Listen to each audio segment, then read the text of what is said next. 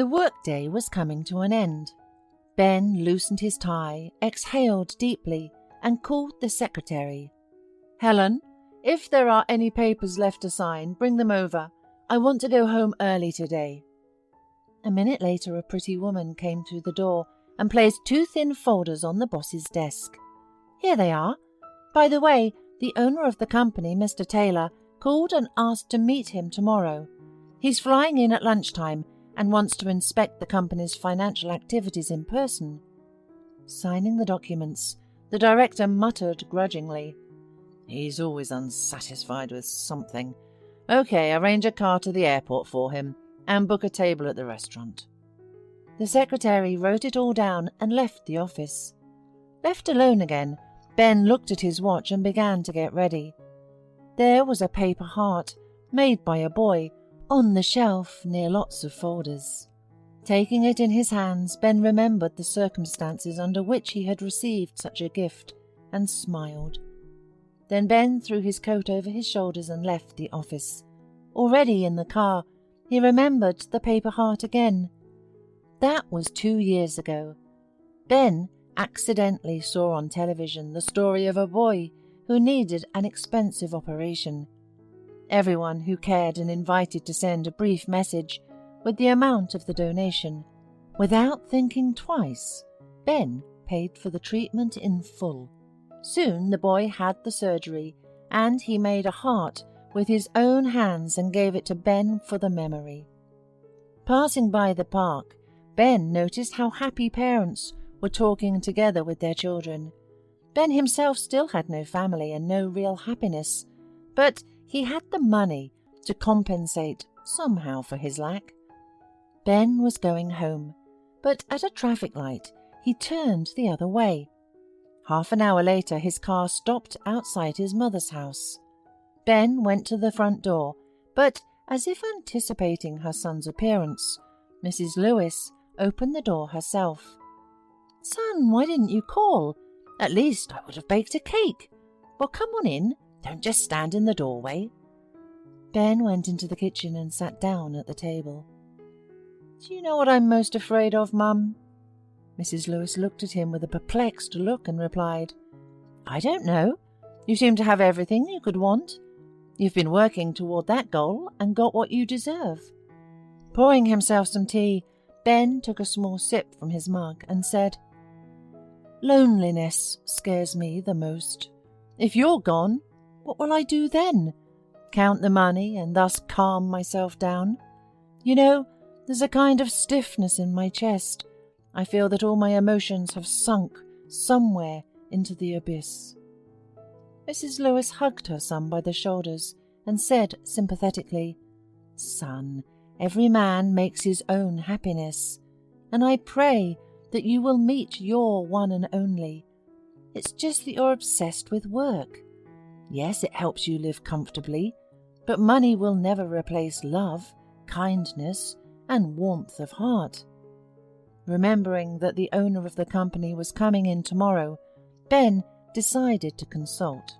"Do you think, Mum, that maybe we should tell him that there needs to be an expansion of the staff at the production facility? People are working to the limit of their capacities. I don't think it would do him any harm to put some of the money back into the company. It's all in your hands, son. You've got a bright head and it's never let you down before. I think the head of the company will understand when he sees the results." "Okay, Mum. I'm going home, and you call me if you need anything. And thanks for the tips. Love you, Mum." After walking him to the door, Mrs. Lewis kissed him on the cheek and softly said, "Take care of yourself, son, and always listen to your heart."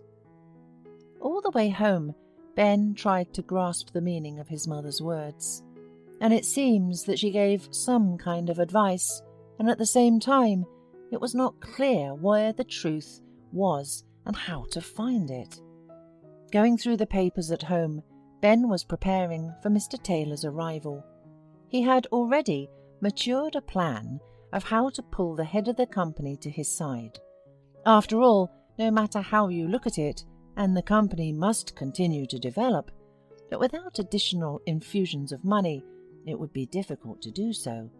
The next morning, Ben woke up with the final idea to talk to Mr. Taylor.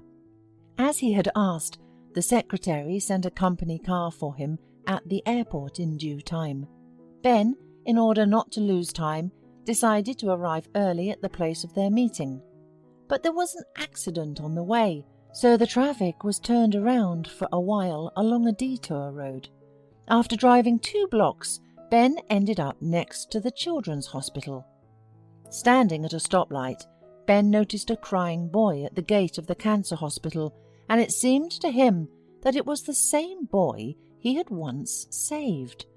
The man parked, got out of the car, and realized that it was a different child. At that time, a woman came up to the boy and took him by the hand. Ben was about to drive on, but he heard from the corner of his ear that she was reassuring her son. "Everything will be all right, Sonny. We only have a little bit left to collect. Be patient. I know you're tired, but we don't have enough money yet."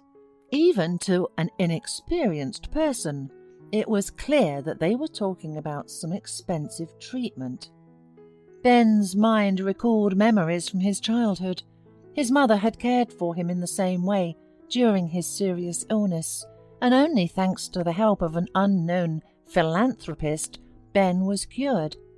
Mrs. Lewis had never been able to find out the name of the saviour of her son, the kind-hearted man who gave him a chance to live.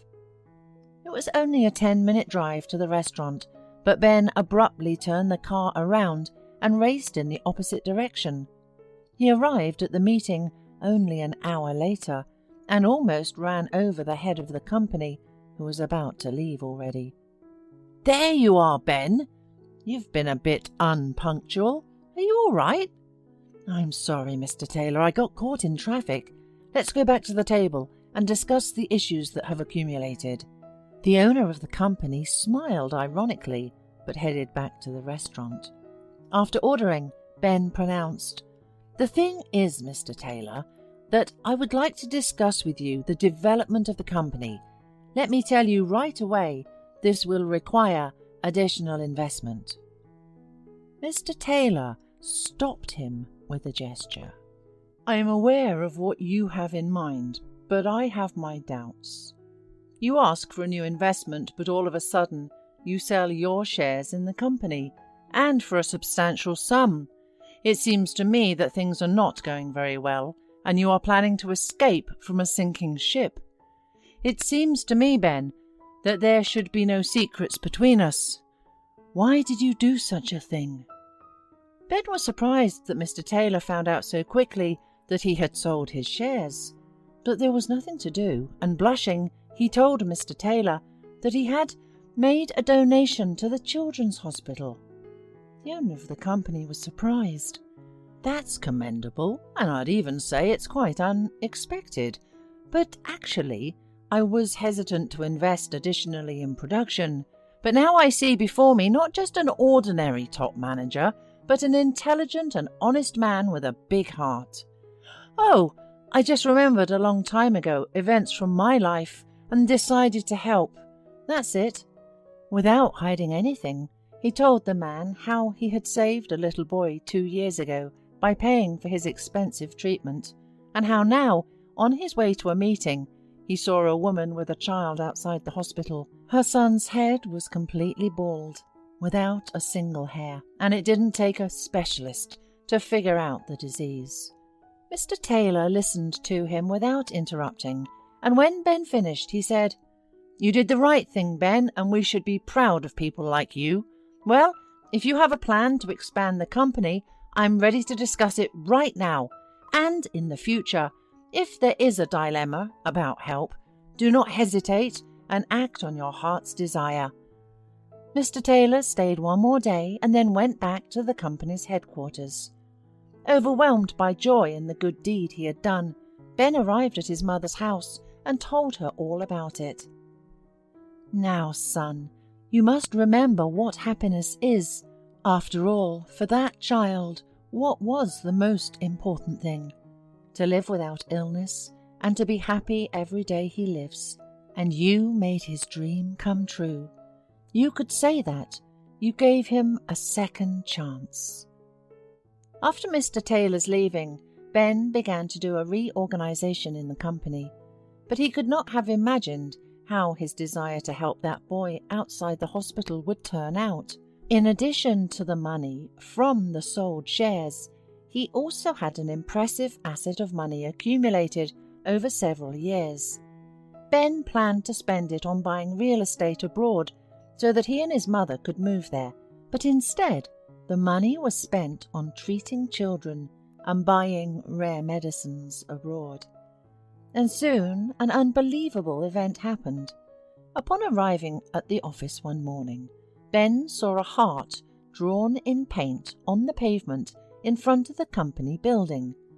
Immediately his secretary Helen came out to meet him. "Sorry to meet you here, Ben, but there are many people with children inside." Ben walked up the stairs and found himself in the reception area with an extraordinary scene. The women were holding flowers and their children were standing next to him. With joyful shouts they began to embrace him. "Thank you. You're a real hero." This was not the kind of start of the day Ben had been used to, but it was filled with great pleasure. Soon after that he was invited on television, and for a few days Ben was in the spotlight of the entire city. After that Mr. Taylor called him and said that after everyone knew about his deed, the company's shares increased. Ben, on the other hand, was happy about something wholly different. He had helped more than one child to stay healthy, and suddenly that touched him to the core, and his emotions finally awakened in him. And soon he paid closer attention to his secretary and proposed to her. Helen said yes, and now Ben no longer thought about being alone.